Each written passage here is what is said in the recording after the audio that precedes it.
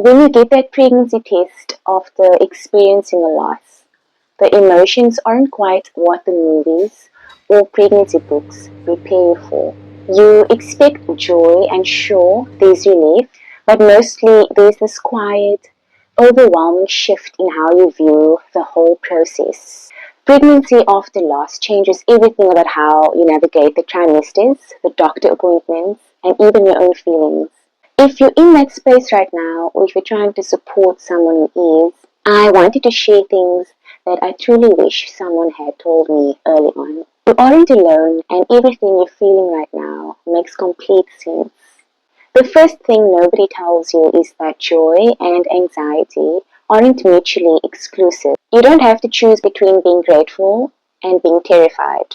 In the beginning, I kept waiting for the fear to completely vanish so that I could properly celebrate. But the truth is, loving this baby and being scared of losing them happen at the same time. Accepting that fear is just love wearing the helmet takes away the guilt. When I first found out that I was pregnant, I was honestly so excited. I was filled with so much joy, and when that ended in a loss, I completely lost that joy, I would say. And I definitely think that being patient with myself and giving myself that grace to know that both of those emotions can exist, that grief and joy can coexist.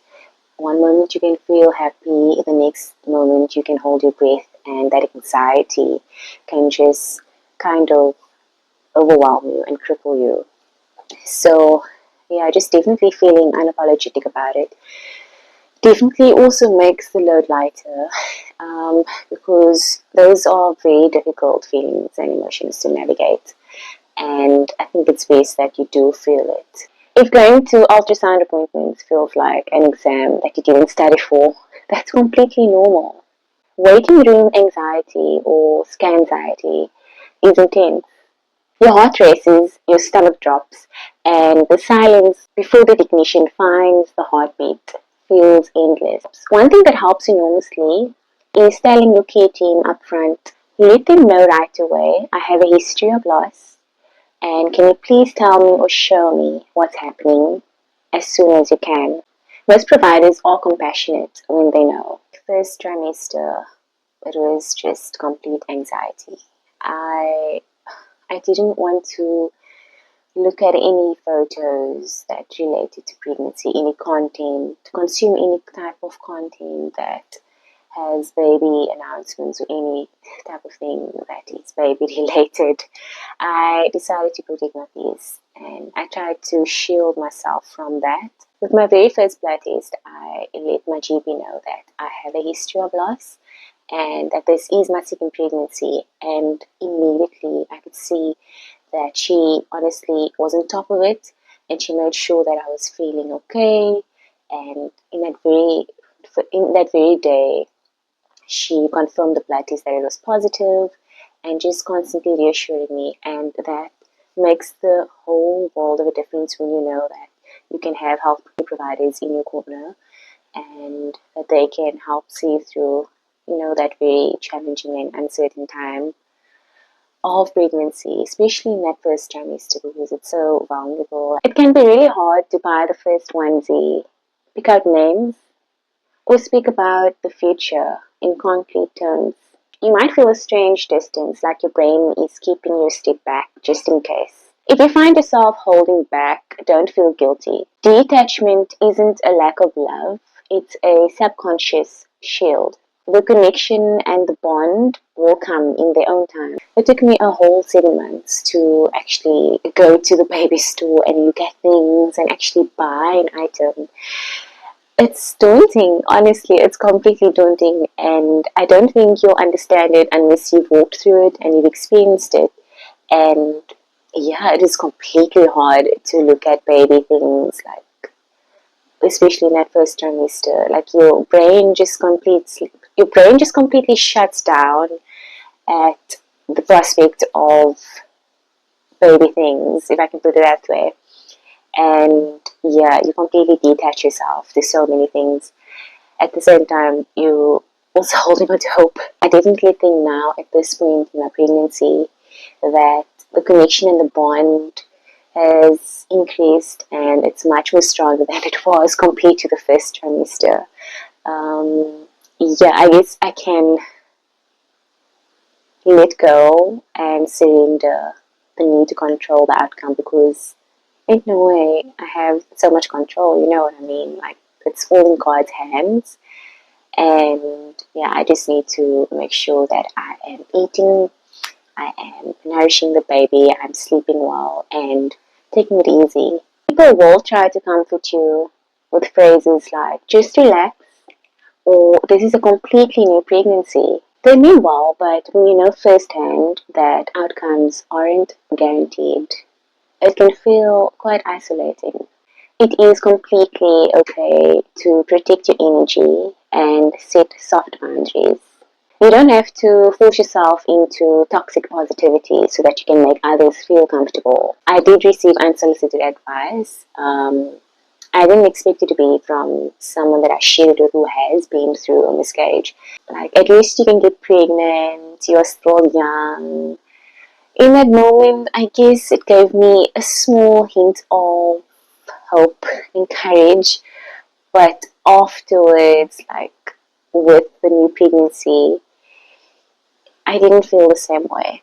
And yeah, I just feel like sometimes you have to tread very lightly. If you know someone that is currently going through a loss, that yeah, you have to watch what you say and don't be surprised if someone lashes out or pushes back in a way that you didn't expect because it's difficult. Reaching new milestones or even holding a healthy baby doesn't mean you forget the one you lost. The best way I can describe it is that the grief doesn't necessarily disappear, it just changes shape. Holding space for missing what could have been and being grateful for what is here, that dual reality is a normal part of the process. One thing I will not stop reiterating is that the grief, I don't think it completely disappears. It's still there, it's a big part of you. I've read somewhere that the baby cells are still a part of you and they will continue to be a part of you even though you have new pregnancies and all those things. So, yeah, with this new pregnancy, I don't feel like I completely forgot about the first one. And I take joy and pride in that. I don't feel ashamed at all. It definitely took a lot of work to reach this point. But yeah, I think the more I share and speak about it to people and acknowledging, so when I do acknowledge, yes, this is the new baby, I always make sure that I add that I've been through a loss and this is where I'm at. And, you know, sharing so that people can, I guess you can't control what people say, but I guess they see you in a different light and I guess they will control their words differently. When looking weeks or months ahead feels too heavy, shrink your timeline. Focus on today. Today, my baby is growing. Today, I am pregnant. Taking it one day or even one appointment at a time keeps the overwhelm manageable.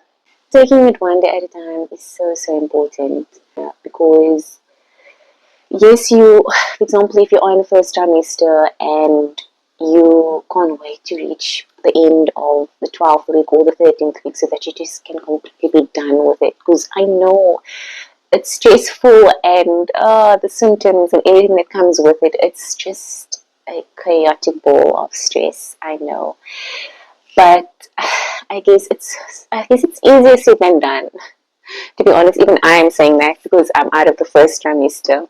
You have to go through it in order to understand that even that messy and uncomfortable first trimester season, it's necessary for the development and the growth of the baby.